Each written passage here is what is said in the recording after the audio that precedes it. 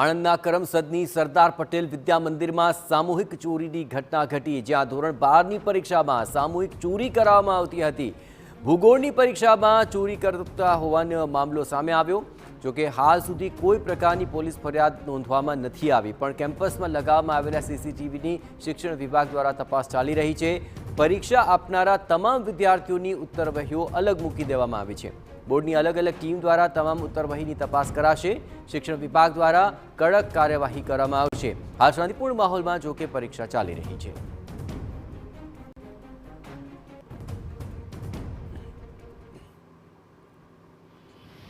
એક વર્ગખંડની બહારથી કોઈ વ્યક્તિ લખાવતું હોય તેવું મેં મારી રૂબરૂ મુલાકાત લીધી ત્યારે ધ્યાન પર આવતા તે વ્યક્તિ કોણ છે એ પકડવાનો પ્રયત્ન કર્યો, પણ વ્યક્તિ તો ભાગી ચૂકેલ છે।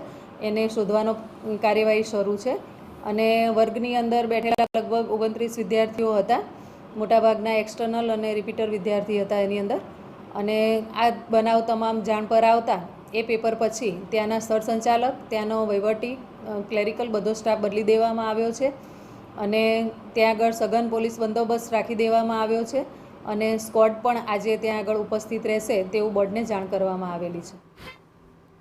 હવે આ સમગ્ર મામલે વધુ વિગતે વાત કરવા માટે જોડાઈ રહ્યા છે ટીવી9 સંવાદદાતા ધર્મેન્દ્ર કપાસી। ધર્મેન્દ્ર, આ સમગ્ર આટલો મોટો મામલો સામે આવ્યો પણ કોઈ પોલીસ ફરિયાદ નથી નોંધાઈ, માત્ર તપાસ ચાલી રહી છે, પણ તપાસમાં આખરે અત્યાર સુધીમાં શું તપાસ થઈ?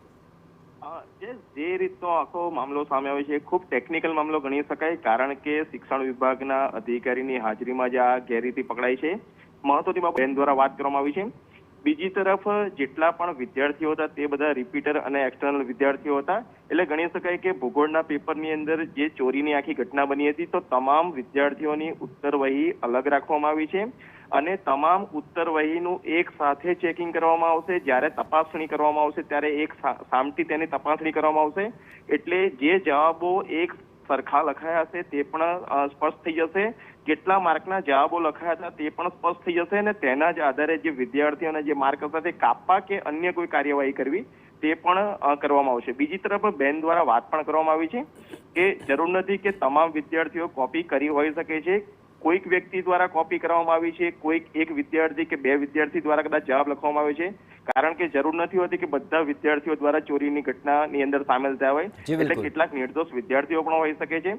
તેથી તેમની પરીક્ષા ગઈકાલે પૂર્ણ કરી દેવામાં આવી હતી, જો કે તેમની ઉત્તરવહી અલગ કરવામાં આવી છે। સમગ્ર મામલાની ગાંધીનગર શિક્ષણ વિભાગને જાણ કરવામાં આવી છે અને આગામી દિવસોમાં આ પ્રકારની કોઈ પણ ઘટના ન બને તે માટે સ્ક્વોડની પણ વધારાની ટીમોને આ સ્કૂલની અંદર મૂકવામાં આવી છે। ચર્ચાસ્પદ સ્કૂલ ગણી શકાય, લોખંડી પુરુષ સરદાર પટેલનું ગામ, સરદાર પટેલના નામ સાથે જોડાયેલી સ્કૂલ અને ત્યાં આગળ આ પ્રકારની ઘટના બની છે, તેથી શિક્ષણ વિભાગની કામગીરી પણ પ્રશ્નો ઉપસ્થિત થઈ રહ્યા છે। બીજી તરફ જેટલો પણ સ્ટાફ ફરજ બજાવતો હતો તે સ્થળ સંચાલક હોય ત્યાંથી લઈ તમામ લોકોને ત્યાંથી બદલી કરી દેવામાં આવે છે। કેટલાકની સામે કાયદેસરની કાર્યવાહી પણ આગામી દિવસોમાં કરવામાં આવી શકે છે। જયેશ, બિલકુલ ધર્મેન્દ્ર, તમામ ગતિવિધિઓ પર આપ નજર રાખતા રહેજો। સવાલ ચોક્કસ ઉઠી રહ્યા છે, પોલીસ ત્યાં હતી તો આખરે કોઈ બહારનો વ્યક્તિ આ પરિસરમાં આવ્યો કેવી રીતે? જોકે હાલ તો આ સમગ્ર મામલે હાલ કરમસદની સરદાર પટેલ વિદ્યા મંદિરમાં આ સામૂહિક ચોરીની ઘટનામાં બંદોબસ્તમાં તૈનાત પોલીસ કર્મીઓની ભૂમિકા પણ શંકાસ્પદ જણાઈ રહી છે। સુરક્ષા વ્યવસ્થા અને બંદોબસ્તમાં ગંભીર ખામી અંગે તપાસ તો થવી જ જોઈએ। બંદોબસ્તનું સુપરવિઝન કરનાર અધિકારીઓના ધ્યાને આખરે આ ચોરી કેમ ન આવી તે સૌથી મોટો સવાલ છે। વધુ વિગતે વાત કરવા જોડાઈ રહ્યા છે ટીવી9 સંવાદદાતા યુનુસ ગાઝી। યુનુસ, આખરે જો પોલીસ બંદોબસ્ત ત્યાં હોય તો બહારની વ્યક્તિ આખરે આ પરિસરમાં કેવી રીતે આવી શકે? ચોક્કસપણે શંકા તો ઉપજે, શું એ દિશામાં લઈને કોઈ પોલીસ કાર્યવાહી?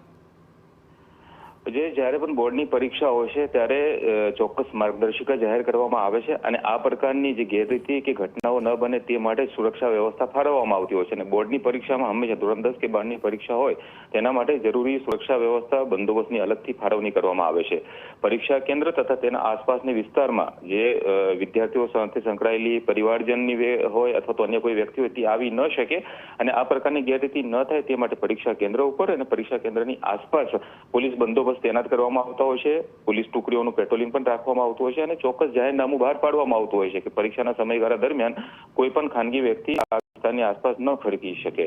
પરંતુ જો જિલ્લા શિક્ષણ અધિકારીની મુલાકાતમાં આ પ્રકારની ગેરરીતિ સામે આવી હોય તો ચોક્કસથી પોલીસની ભૂમિકા સામે અને જે બંદોબસ્તમાં હાજર પોલીસ છે તેઓ શું કરતા હતા તે સવાલ ચોક્કસથી ઉભો થાય। આ જ રીતે આ પરીક્ષા કેન્દ્ર ઉપર જે બંદોબસ્તમાં તૈનાત પોલીસ ટુકડી હતી તેના ધ્યાન પર આ બાબત કેમ ન આવી? તેઓની કામગીરી બહારની હોય છે. પરીક્ષા કેન્દ્ર ઉપર તો બંદોબસ્ત કરવાનો હોય છે જ, પરંતુ કેન્દ્રની આસપાસની વિસ્તાર પર પણ નજર રાખવાની હોય છે. તો સુપરવિઝન કરનાર અધિકારી શું કરતા હતા?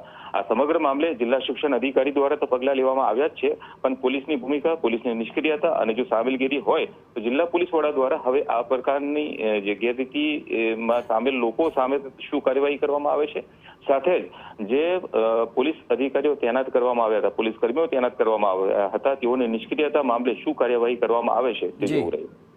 બિલકુલ યુનુસ, તમામ ગતિવિધિઓ પર આપ નજર રાખજો. તો આખરે પોલીસની કાર્યવાહીમાં આખરે આ મોટા છીંડા ચોક્કસપણે કહી શકાય, કારણ કે બહાર તેઓ ફક્ત ઊભા છે, પરંતુ આસપાસના પરિસરમાં આ પ્રકારની ગતિવિધિ ચાલી રહી છે, તેને લઈને તેમના તરફથી કોઈ રોકથામ ન થઈ, તે આખરે સૌથી મોટો સવાલ ચોક્કસપણે ઉઠી રહ્યો છે.